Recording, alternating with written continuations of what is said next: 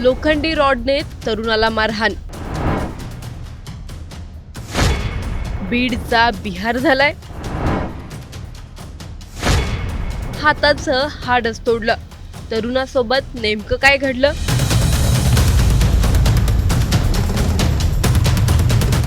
बीड आणि बीडचे हत्याकांड काही नव्याने सांगायची गरज नाही. मग ते संतोष देशमुख प्रकरण असू देत किंवा महादेव मुंडे, बीडचं वातावरण बिहारपेक्षा भयंकर झालंय. बीडमध्ये सध्या कोणीही रागात हातात शस्त्र घेतंय आणि पुढचा मागचा विचार न करता त्याचा वापर देखील करतंय. या तरुणाला इतकी मारहाण केली गेली की त्याच्या हाताचं हाडच तुटलं आहे. हे नेमकं प्रकरण काय? हा तरुण कोण आहे? त्याच्या वडिलांचं या प्रकरणी काय म्हणणं आहे?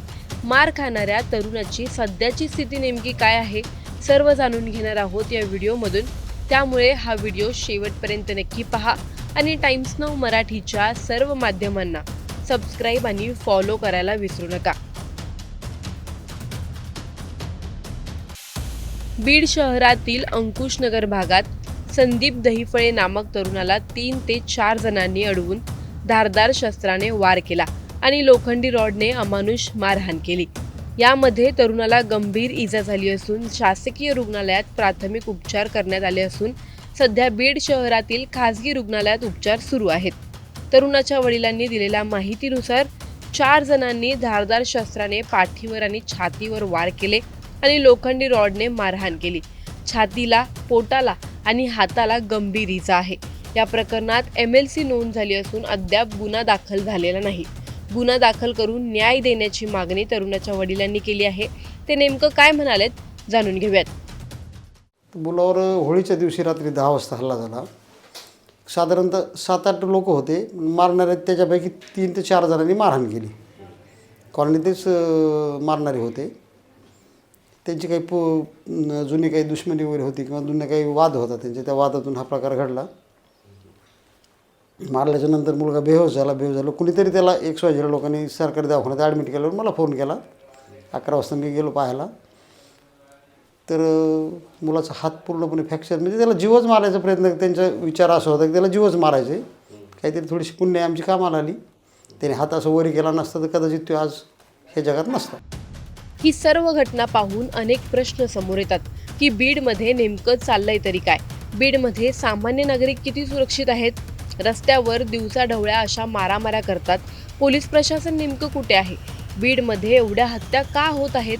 जो मुद्दा, जे प्रकरण राजकीय नेत्याला कनेक्टेड असतं ते चर्चेत येतं, न्यायाच्या मार्गात असतं. पण स्थानिक पातळीवरील ही गुन्हेगारी, यावर पोलिसांचं किती लक्ष आहे? बीडमध्ये गुन्हेगारी क्षेत्रात कोणाचा असा राजकीय वरदहस्त आहे? तुम्हाला या प्रकरणी काय वाटतं?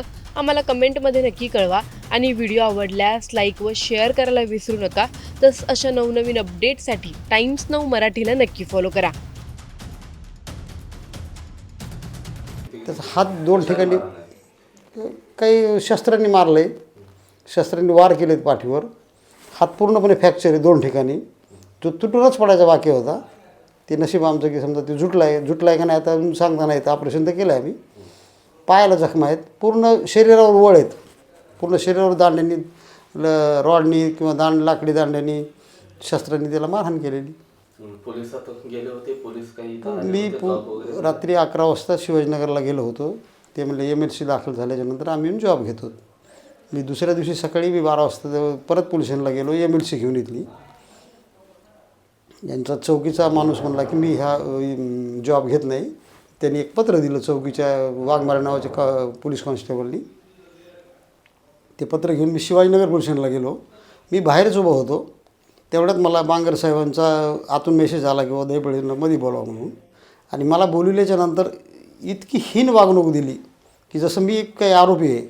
माझी तर बाजू ऐकून घेतलीच नाही साहेबांनी. उलट उद्धटपणे मलाच, म्हणजे तुम्ही असे, तुम्ही तसे, मी बघून घेईन, मी असं करीन, मी तसं करीन, तुमचा मुलगा क्रिमिनल आहे. मी साहेबांना एकच गोष्ट म्हणलं की जर समजा माझा मुलगा क्रिमिनल आहे, क्रिमिनल मुलावर किंवा क्रिमिनल माणसावर जर कोणी हल्ला केला तर त्याचा फिर्याद घेत नाहीत का? याचं काही सर्क्युलर असलं तर मला दाखवा. त्याच्यानंतर त्यांनी अक्षरशः मला धक्के मारून बाहेर काढलं आणि मला म्हणले तुम्हाला कुठं जायचं तिथं जा, SP साहेबाकडे जा, कलेक्टरकडे जा, कमिशनरकडे जा किंवा कोर्टात जा. मी गुन्हा दाखल करून घेणार नाही किंवा तुमचा जॉब देणार नाही. आमचं हे अशीच म्हणणं आहे की आम्हाला न्याय द्यावा. जे आरोपी आहेत त्यांच्यावर गुन्हा दाखल करून घ्यावा. जो खरा प्रकार आहे तो प्रकार समोर यावा जनतेच्या.